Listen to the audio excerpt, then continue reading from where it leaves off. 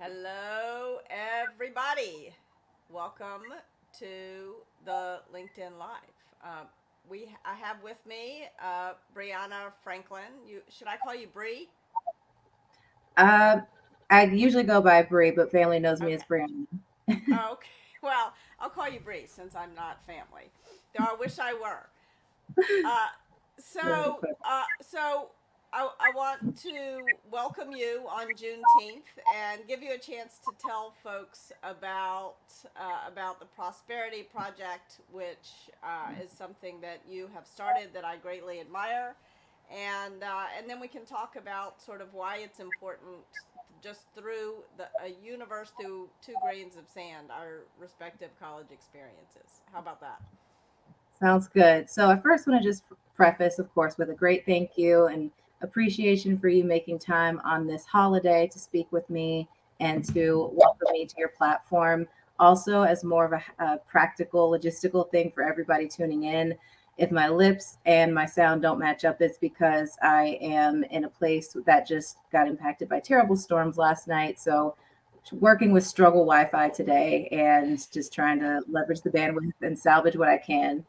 But yes, Kim, it is such a treat to be back in conversation with you and to think that now we've been in each other's orbit for close to 3 years. It'll be 3 years in December.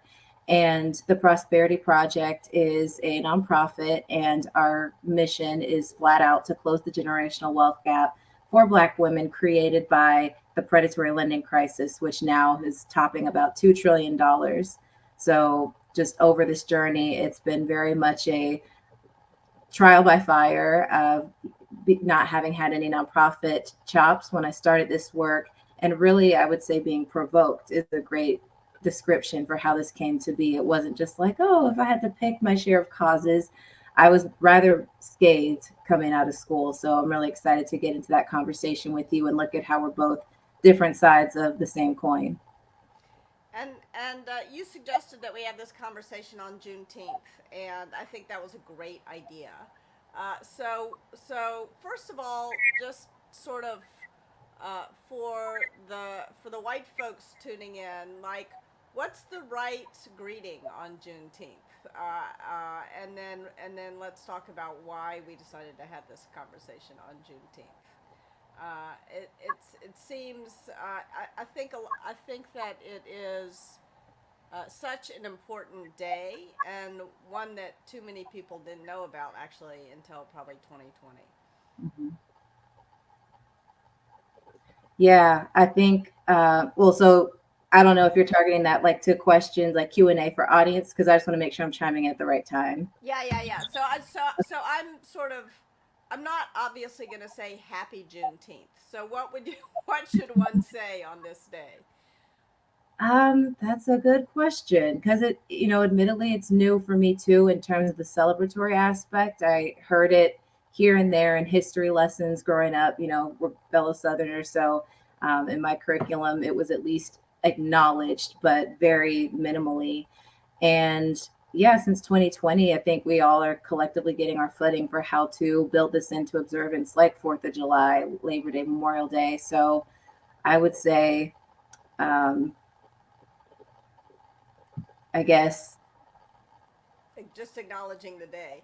yeah, It's today's June. interesting. We are both from the South, but I never was taught about Juneteenth. I went to a primarily white institution, and I think like a lot of white people educated in primarily white institutions was not aware of the holiday until 2020. I'm kind of ashamed to admit that, but I'm just going to go out on a limb and say it because I think it shows the difference in the education that we get and the Mhm. perspectives that we have. And I think we decided to do it on this day, to have this conversation on this day, because it people are locked out of opportunity still. In particular, Black women are locked out of opportunities still. So why don't we just jump into it? Why don't we hear from you, Bree, your about your experience in college? Certainly. So, to walk it all the way back and make it make sense, as just mentioned, I grew up in south via Atlanta, Georgia, and I mostly went to public school throughout my K 12 education. I was told pretty early on, around age 12, once I hit middle school, to start striving for the Ivy League because I would have been the first in my family to do so. So I was not first generation college educated. My grandparents were actually the ones in their family lines to disrupt in that way. So for me, that wasn't anything that I was but I was ultimately the first to go on Ivy League fall 2013. And after everyone just building me up and pumping me up, and oh my gosh, you've gotten into an Ivy League school. The hardest part is getting in, and now you've got your pick of the litter when it comes to job opportunity. And in 4 years, people will be banging down your door to hire you. So I got up there with that expectation in my head, and the opposite couldn't have been more true. As I went through those first 2 years, especially, I mean, it was very much humbling, to go from principal's list to the fall from grace of being on academic risk because I got a D in a linguistics class and I had to withdraw from a few others. And so, I mean, it was really just being like shaken out of the reality I'd known for 18 years. And silently, as I'm going through that stage as well, what I'm unaware of is how much it's costing me and costing my future self to be at that school. So I want to say tuition started at around 57,000 my first year. By the time I finished, again, if I'm remembering correctly, I want to say it had gone up to like 63. And so between all my financial aid packages, scholarship money, grants, I still walked out of school owing $100,000 in student debt principal. And I wasn't even really aware of that number because I was just freaked out. And having talked to the financial aid office, they did tip me off at one point around my junior year. They were like, just so you're aware, you are borrowing on the heavier side. And I'm thinking, well, that's just the way it is, right? Because y'all set these prices and I want to stay here and get this illustrious degree. So once I graduated, there was no really immediate impact because you have the forbearance, the grace period. However, about 2 years later is when the aftershock really set in because by that point, I had failed to secure steady, lucrative income like many of my Goldman Sachs and EY and Bain and Company bound peers. So I was struggling making between 10 to 15 an hour doing contracts, doing temp work. I had started a business, or rather attempted to. It was called the English Major Takes Tech, rest in peace. And as I say, my income was inconsistent at best and non existent at worst. And that didn't seem to have any sway on the private lenders who wanted their $750 a month regardless. So ultimately, that ended up stinging me and my co-signers, who were two close relatives, really, really hard. My credit fell about 150 points overnight because I went more than 2 months late on payments. And I don't know what the numeric impact was for theirs, but I remember just being notified in a very strongly worded email about when that happened. So, yeah, it was this thing I pursued in hopes of bettering myself, bettering my earning prospects, creating more stability. And in fact, at least for the first few years out, it had the direct opposite effect. I'm so sorry, and it really, there's this notion I think in our world that if you get into the Ivy League that you're set, you're gonna be okay, and I think it's important to break the lie of that down. Uh, and I think that that was true when you had parents or grandparents or generational wealth that was paying for that. And it was also true when it wasn't quite so expensive. Universities have done very little to keep the cost of an education down. It has consistently risen faster than inflation for a couple of generations now, to the point that it's become unaffordable. So I think, like, one of there are several sort of things that you said that really strike me. One is that you were not, you were at this supposedly great university. Not supposedly, it is a great university. But they were not teaching you as you were going along basic, the reality of the finances of your situation. Right. And they also weren't teaching you that most of the other people, a good percentage of the other people in your class, were not having to take on this burden of debt. And they were probably also, I'm guessing, teaching you do what you love, study what you love. That's what, and what you love doesn't always pay, does it? you know? Mhm. And they were also probably encouraging you to take risks that, given your situation, like to do a startup right out of college, which was not, given the debt that you had acquired, that took on a different meaning for you than it did for a bunch of students who were there who did have that generational wealth. So what did I miss in your story? Oh, I mean, so I think it's important to note the attitudes mostly came from peers. So the professors, they were very much nose to the grindstone, rigid, like they didn't really expand outside of the scope of the class material. But definitely those attitudes were pretty pervasive. I would catch wind of, on the listservs that would go out about the robotics club and some new project that they had. And just I could see how enterprising certain pockets of the student population were, but it just felt so unattainable to me. Yeah, And yeah, and something also your high school had told you you were that prepared, but you weren't I can prepared. actually be part of if I were. Hey Bree, sorry, can you go back a sentence? I think the Wi-Fi broke up. Uh-oh, sorry about that. Can you hear me again? That's okay. Just repeat what you said, the last sentence. Oh, I was saying that entrepreneurship, interestingly, wasn't formally exposed to me in college, because the Magnuson Center, which is now Dartmouth's crowning jewel for entrepreneurship, that incubates students who want to become founders, they didn't open their doors until after I graduated, like about 6 months later. Wow. So it was just really unfortunate timing.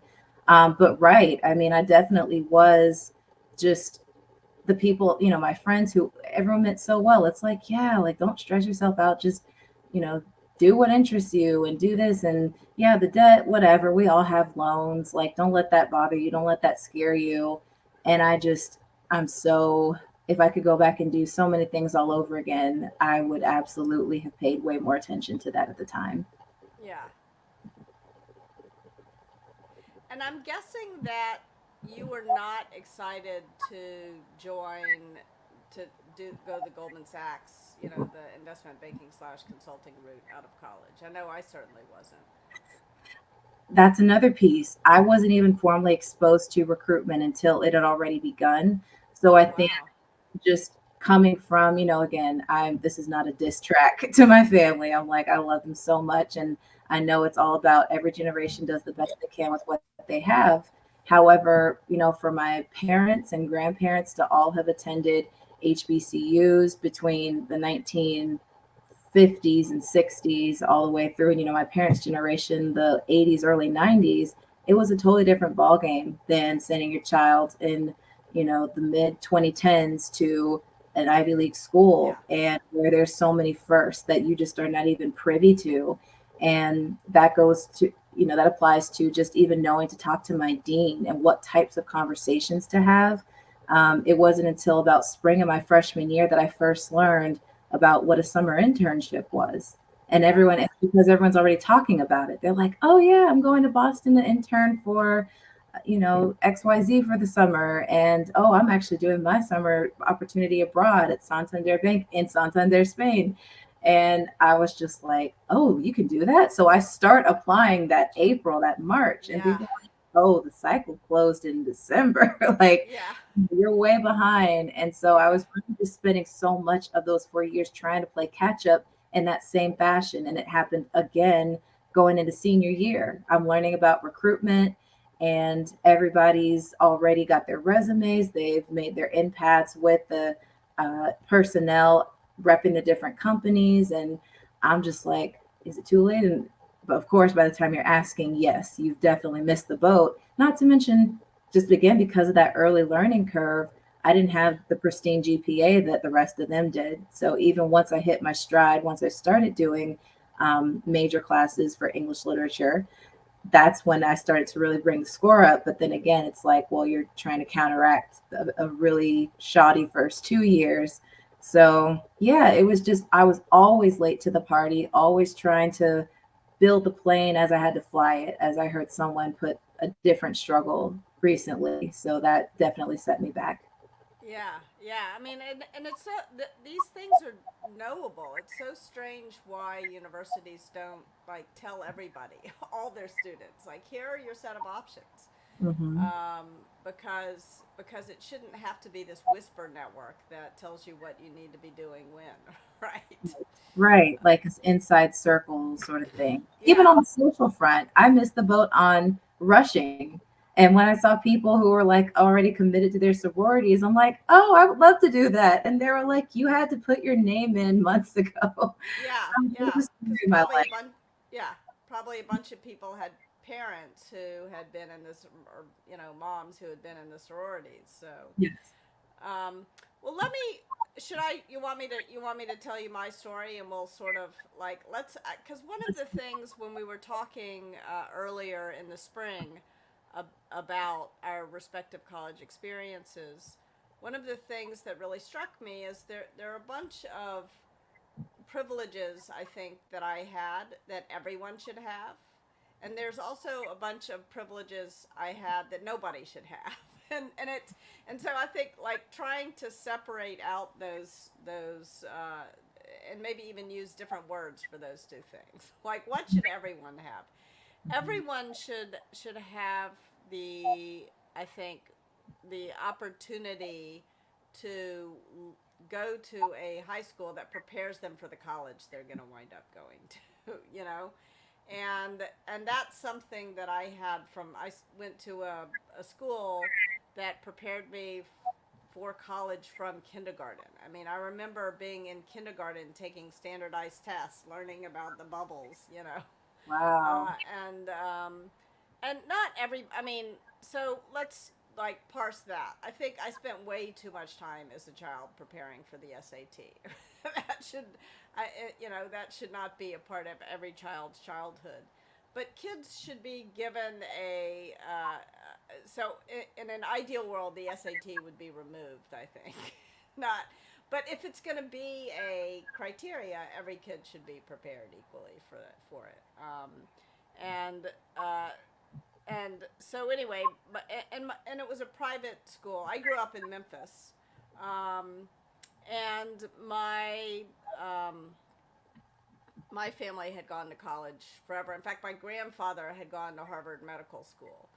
And my grandfather really believed in education and the importance of education. And when he died, he left a trust, Mm. and my parents weren't allowed to dip into that trust. That trust was for my education, actually, and the education of all his grandchildren. And so I knew from a very young age that I would graduate debt free. And that was an enormous gift. And that's a privilege. And I think one that should be extended to every single kid on the planet. Because we're at a phase in our economy where we can afford to educate kids who want to go to college. Um, and and I also think that because of that, when people said, as they often do, especially in schools like Dartmouth where you went or Princeton where I went, study what you love. I think that we do our best work when we love the work we're doing. Right. So I think that's actually good advice if it is realistic advice. And for me, like I was able to study Slavic literature. I had no idea what kind of job I would get. And in fact, the first job I took out of college was was working for Moscow Physical Technical Institute, earning $6 a month, and that was okay. It wasn't going to cause me any trouble, and it wasn't going to cause my parents any trouble because the college was because my grandfather had paid for the college. And then like so, and because I did that and took that risk, that helped me get into business school, which further, so that's where, like I say, privilege compounds. Mm-hmm. Um, and so it, because I was able to study what I love and because I was able to do what I wanted, then I was able to set myself up to get the jobs that were gonna, where I could build the generational wealth, right? Mm-hmm. And also because a lot of, I think, injustice comes from networks. And because I had all these people around me who were telling me what to do and how to do it, it was so much easier. And so I think you and I can unpack it together, but there's a bunch of unfair advantages I had, most of which I think everyone should have, and some of which I think none should have. I sort of feel like, but I wonder how you feel about this, Bree. Um, I sort of feel like that I have gotten in my life too much unearned credibility because of the colleges where I went. I kind of wish that all universities were more like Utah Valley University, which, if you apply, they accept you regardless. They don't even look at your GPA, Mm-hmm. and they figure out how to pay for it. Like, why can't, if Utah Valley University can do it, why can't Dartmouth and Princeton do that? Like, why can't they? If someone wants to be educated, it's the job of a great institution to educate that person, Mm-hmm. regardless of whether they messed up in high school or don't have the money. I don't know. What do you think? I think there's two pro- works of art via, their films that say it all when it comes to that. I think Operation Varsity Blues, the Netflix expose on the parents, the celebrities who were paying to get their children into top schools, but then also there's another one that's not as prominent, however just as potent, I think, in terms of exposing these things and sharing the realities behind them. Borrowed Future, which is a production put out by Dave Ramsey's team. I know he's incredibly controversial, so I want to just stick to what's explored in the film because I do think that it is very informative and beneficial, especially for young people at the forefront who can at least take that knowledge in before they make their decisions. But it's just really been so disheartening to see that really the reason is simply they don't want to make it more affordable. There's so much money being made off of Yeah. the vulnerability and the financial lack of access, and just basically exploiting the dreams of people like myself and our families who do not know any better and who are still holding on to what it used to be when it functioned in the way that it was first designed to back in the 40s and the 50s, right under the GI Bill. Tuition assistance in the form of federal loans was capped at $1,000 per year. And that was, I think after we account for inflation nowadays, that'd still be close to about maybe $12,000, which is pretty reasonable. However, it's like as time went on, the demand surged, and it was just a classic response of, oh, people are flocking to us. Like, look at all the money we can make from this. And then once the federal lending branched off, it went from the Student Loan Marketing Association to Grandma Sally Mae's. We now know it. And that happened in the early 70s. And then as they kept funneling money through the tuition hikes, they then protected themselves from being able to have that bubble burst, at least so they think. That's where TPP comes in. But in 2004, they were able to pressure Congress to make student debt non-dischargeable through bankruptcy. So it was a shield where they were just going to basically be guaranteed that money one way or another, even if it meant garnished wages, even if it meant filing lawsuits. I know someone, she's a really well-renowned finance expert, Carmen Perez of Make Real Sense. She's talked openly about this story, how she was actually being taken to court by her student lenders because of missed payments. So it's just a really jacked up system, to be so blunt. And it's like predicated upon ignorance, right? And I think the more we can fix that and we can put people on guard to know what they're signing up for and know how to read those terms and just brace themselves as you would in an active war when you put on the right gear to shield yourself, then that will make the difference and ultimately turn the tide. Such important points. And I mean, the GI Bill, I think, was also problematic in that most of that money went to white soldiers, right? I think it was very difficult for a lot of black soldiers to participate in the GI Bill, which is one of the Right. many horrible things that happened at the end of the war.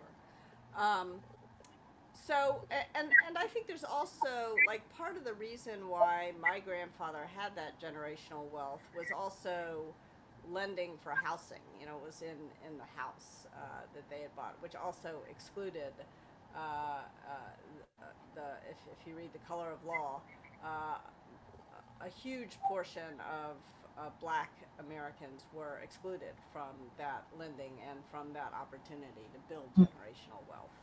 Um, one of the things that really struck me about what you're doing, Bree, is you're saying, okay, I've identified a group of black women who have jumped through the hoops that society makes kids jump through in order to succeed. And now they're in this ridiculous situation, and we're going to help them get out of this ridiculous debt situation and succeed. So talk a little bit more that there's a lot of deeper structural problems in our society, but in the meantime, there's some real people who are having real struggles that we can solve for sums that are, you know, big to those people, but not that big to a lot of the people who could donate. So let's figure out how we can get the right Mhm. money to these people and solve the immediate problem, even as we're trying to solve the larger structural problem. Yes. So our flagship program, it's called the 35 to Free Initiative, and that name comes from the $35 billion of student debt that Black women in the U.S. shoulder under that $2 trillion umbrella, as well as the 35% average rate of financial literacy that they hold, which is the lowest of any demographic. So for Black men, that's about 42%, just as like a point of comparison, and then it only gets higher as you go up by other races and genders. So we made it a comprehensive solution because I wanted to be sure that it wasn't just throwing money at the problem. I remember like the few things that stuck out to me in high school history. I remember there was one presidential administration, I believe Truman, where that was the approach: just throw money at it. And I'm like, we don't want to do that because we don't want to enable any, underlying bad money behaviors, but also we don't want to cripple, right? When someone is financially codependent on another entity, another person, that really stunts their growth and stifles their ability to provide and do for themselves. So, the retroactive scholarships are certainly the most attractive feature of the program, and that is just as the name implies, paying down the student loans on the back end. So if you miss the boat for scholarships the traditional way, this is like, all hope is not lost, really, is kind of the inspiration behind it. But then also it's coupled with 6 months of FinCo financial coaching and then a final 8 weeks of CDEV career development. And it's all meant to tie together to help build up Black women's capacity by modifying behavior first and foremost, because we tell our prosperettes, our beneficiaries, I'm like, you all are smart. You didn't get into this because you're dumb or because you were greedy or because you're irresponsible. I was like, you actually tried to break barriers and you should be commended for that.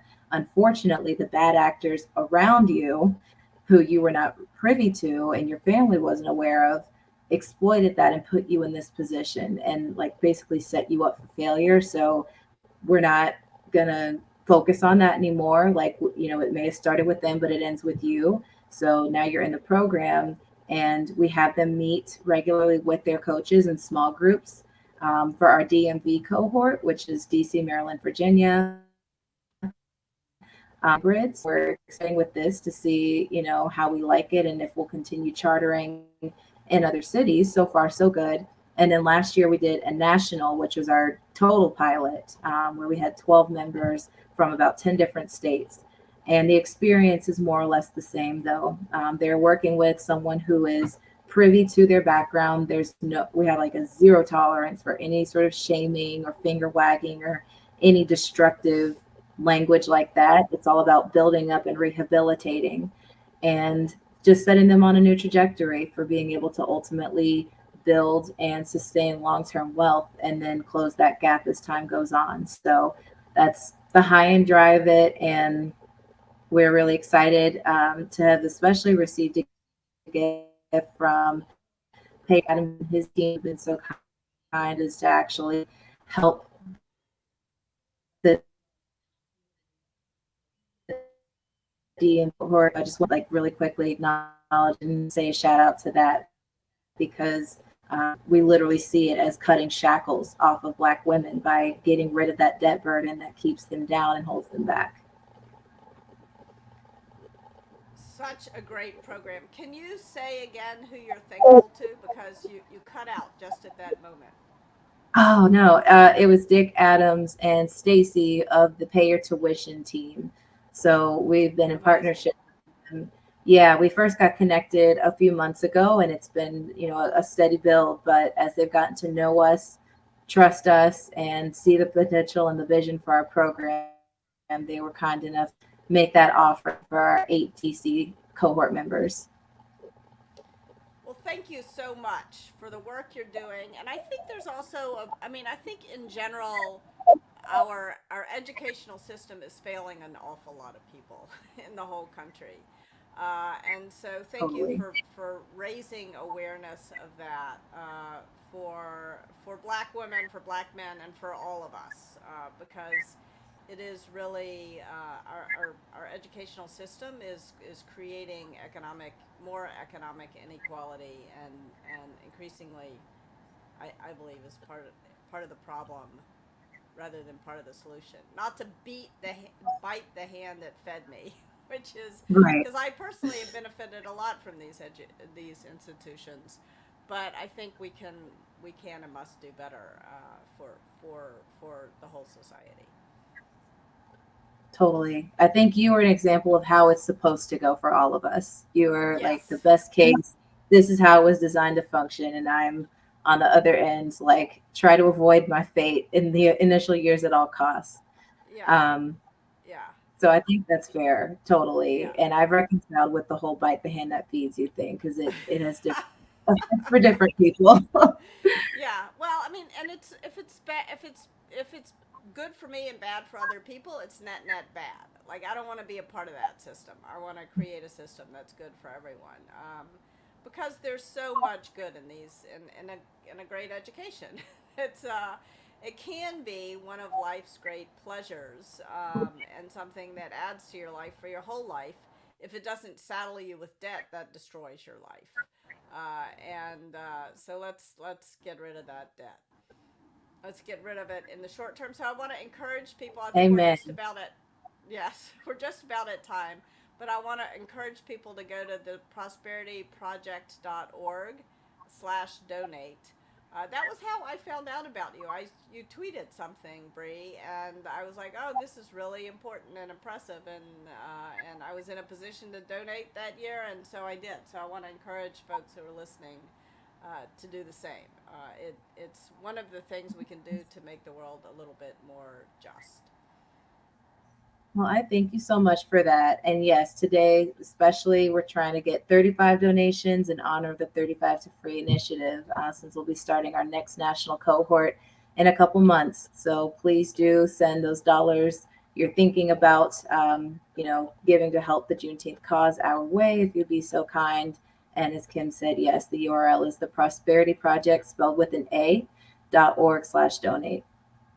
And Bree, if people would like to get involved but cannot donate, how can you use their help? Like for example, in a year when I was not in a position to donate, I gave a talk. So what can folks do if they wanna help you and they can't donate? Are there other ways to get involved?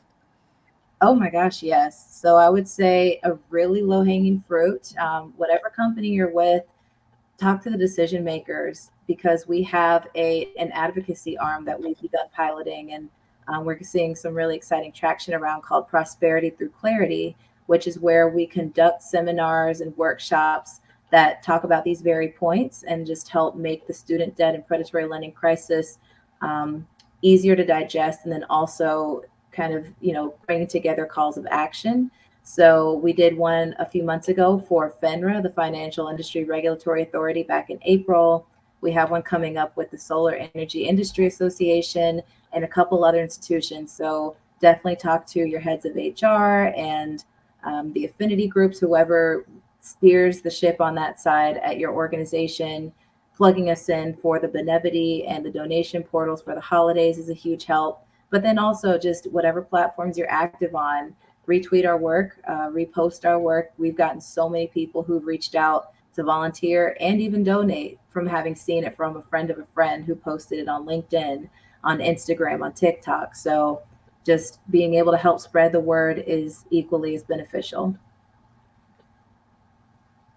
Thank you so much, and thanks to all of you who are watching. I remember in college thinking that the that I think there's this notion that if you have a safety net under you, you won't work as hard. And I remember thinking that's not true. I'm working really hard and I have a really great safety net under me. And I think it's actually a safety net that allows us to take risks and to do our best work. Yeah. And that benefits everyone. So let's create that for everyone who is who's in this situation, instead of creating this financial burden.